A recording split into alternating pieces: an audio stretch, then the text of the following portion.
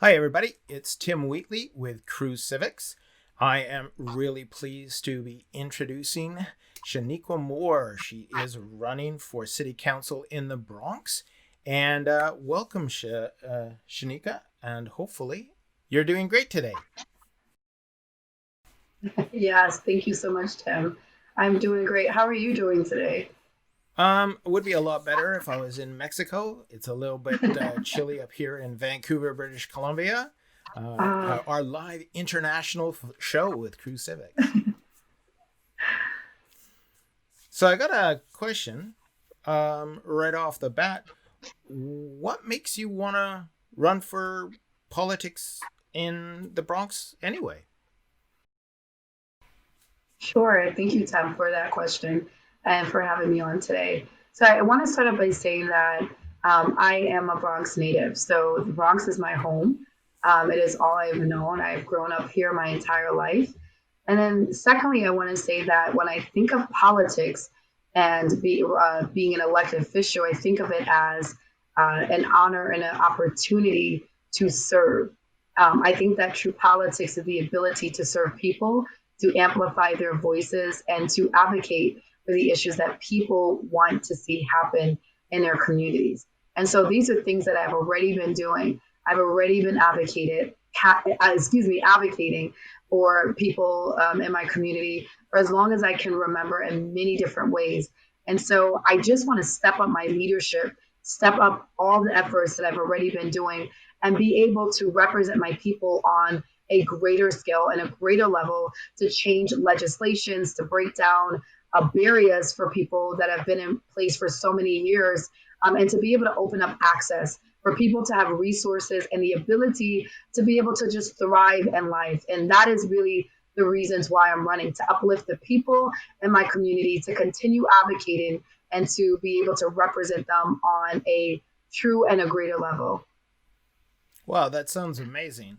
Um, a lot of times, like you're not alone in this. How many people are running right now for the spot that you're looking at? Yeah, absolutely. There are about four other candidates that are running in addition to myself for the same seat. Well, so out of all of those four, when people look at you, what is it that they're going to see? Like, and what is it that you want people to know specifically about you above all else? Absolutely. I think my experience, number one, as a single mother, as a licensed social worker, is what allows me really to connect to people, allows me to meet them where they are. The fact that I don't necessarily have any political experience, but my entire life I've been serving people. I want people to know that I know what it's like to struggle. I know what it's like to have to fight my entire life. And I will bring all of that energy and what I've been doing for so many years, and I would just bring it to a greater level. I want people to know that I have their best interests at heart. I'm not in it for any other ulterior motives or other intentions. My intention and my focus really are my people and my community. And I want people to know that I am authentic, that I am a real servant, that I've been serving for so many years. But not just that, but I lead with style and I lead with skill. Anyone that knows me know that I'm a strategist. That means I am always strategizing, finding solutions.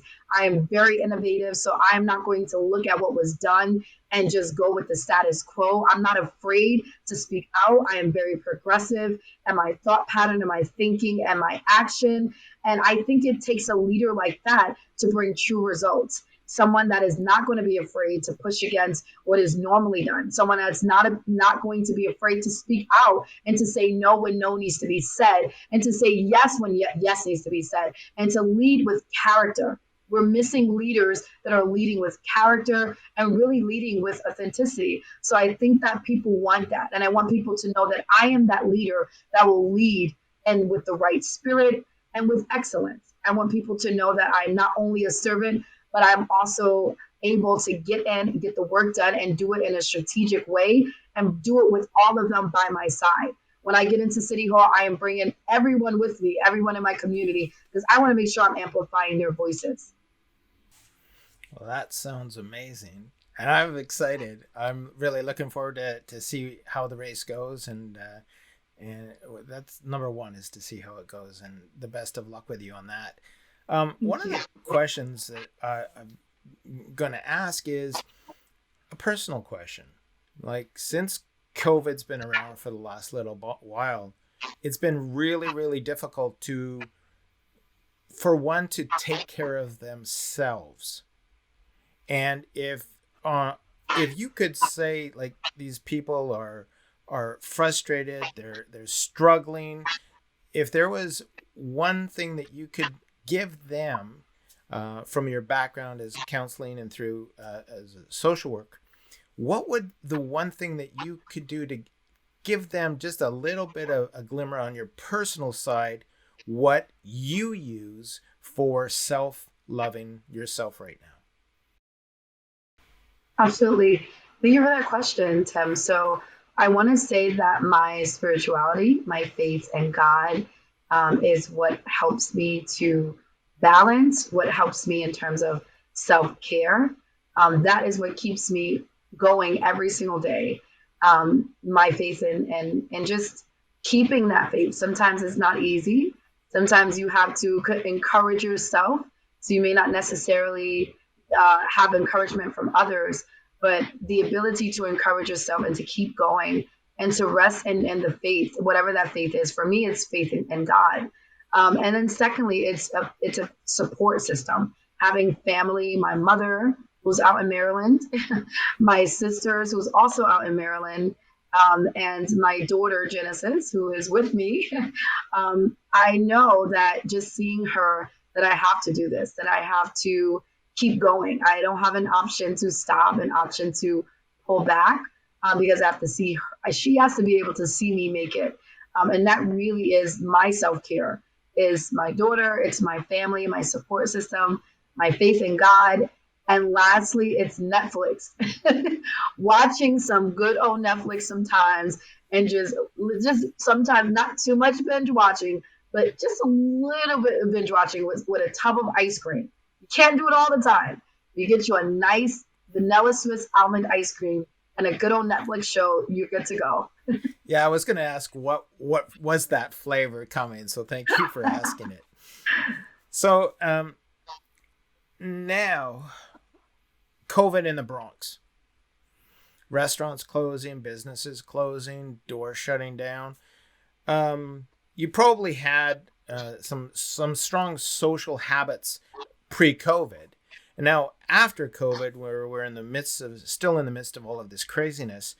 What were your favorite restaurants, or I guess, what are your favorite restaurants that are in the Bronx, that are some of the top picks of which you enjoy going to? Oh yeah, I'm a huge foodie, so I love to eat. I love eating different types of food. I don't discriminate. I love all types of food. So I want to say I have a favorite depending on my mood and depending on what I'm in the mood for. Panera Bread is my favorite for soup. There's a Panera Bread right in my community, which is in Bay Plaza. Everyone knows me there. I know when there's a new person there, I'm like, hey, you just started yesterday. Because I'm always there getting my different soups, my different flavors, my free coffee, and some great drinks. I love going to Panera Bread for those reasons. I also love BBQs, which is also in Bay Plaza. So when I'm feeling some steak or some chicken, I like to go there. Some other local restaurants are Fish and Ting, which is on Boston Road, not too far from my house. There's also Red. There's also there's a lounge which is right down the block for me, Code Red, that I absolutely love. They just upgraded the facilities and it's beautiful. They have amazing oxtail. Their curry shrimp is amazing. My mouth is watering as I'm talking about it. I think I'm so Okay, all right. Let's okay. Let's stop this and get onto something else, because now my stomach's starting to grumble, and I'm going, oh man, that sounds really good, you know. yes. All right, so going back to this now, real quickly, and then we'll call it a wrap for today. How are you doing with your project with the boys and girls with iRaise, how has that shifted during COVID?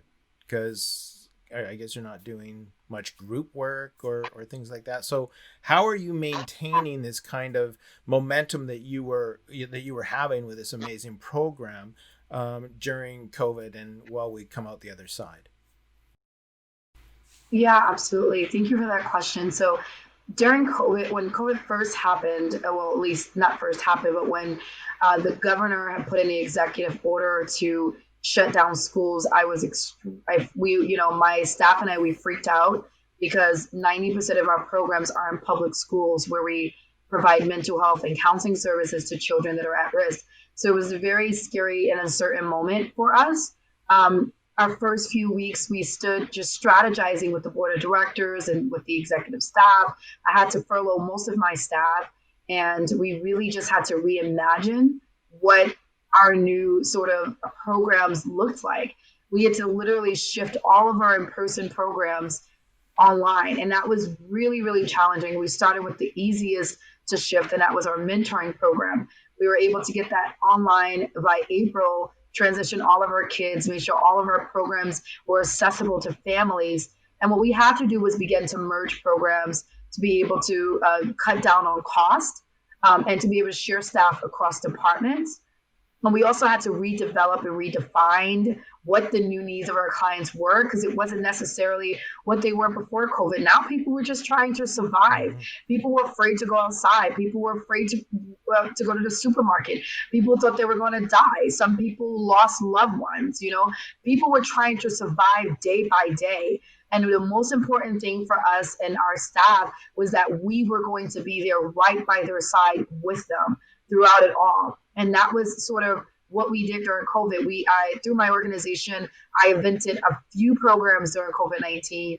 One of them was I established a Center for Research and launched a COVID-19 research study that measured the psychological effects of COVID on adolescents in New York City.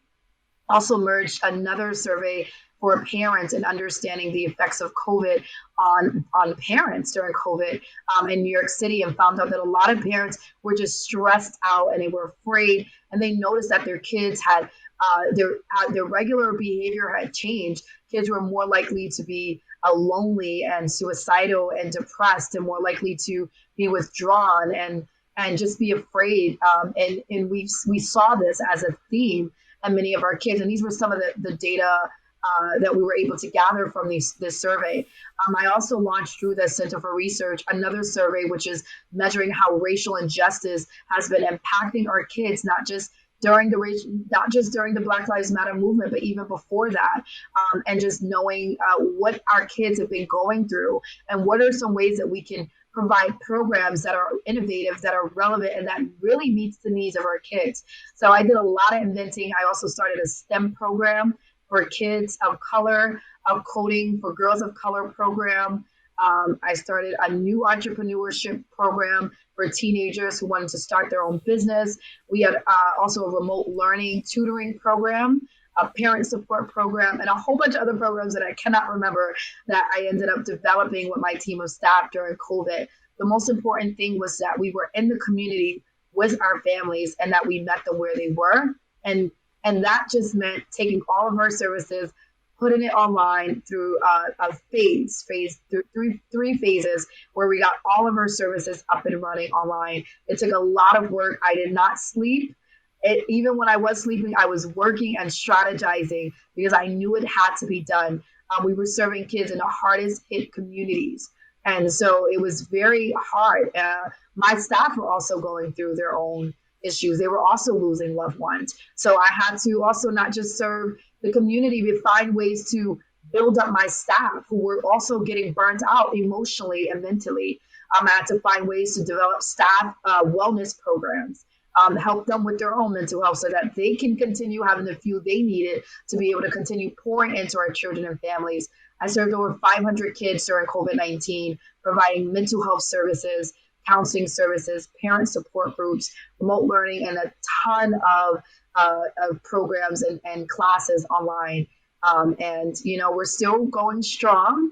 Right now, we're in the process of doing a hybrid sort of program with schools that in New York City, they may be shutting down again because that COVID-19 rate is rising again. And so, we're on the lookout. We already have a emergency plan ready to execute should the governor close the doors again or the mayor close the doors again, and making sure that we're still there in the community, providing services that are relevant services that families truly need, and services that are going to uplift our families and help them get through these very tumultuous times. Wow. So it sounds like you've really been slacking off a lot during COVID. Wow. Well, that list of projects that you're working on, it was like there's this I raise, and then like, sweetheart, when it comes to poker, you went all in. Like, it's not I raise, it's I go all in. It's like, yeah, I don't know if there was any kind of program that you could have added to that list. I know you probably do have a couple of in your mind that you could Yeah, have there are added to quite a that. few, You could have there are added to quite a that few as list, we're talking that we'll be launching next year. but I'm really, really proud of everything that you've been doing. Congratulations again on your victory. Soon to be there. Yes, yes. And again, thank you again. It's my name's Tim Wheatley with Cruise Civics, and I thank you for being part of it. And any information real quickly on how people can get a hold of you? Yeah, sure. So anyone can send an email to my campaign info at more. That's my last name on my shirt. For District 12 .com. Or if you are a parent that needs services in a community, you can email my organization. My direct email for my organization is S like Sam dot more, my last name, at iraise, that's IRAISE Inc.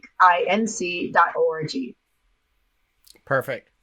Well, thank you very much again, and have yourself a splendid rest of the afternoon. Thank you so much, Tim. Thank you for having me. You too.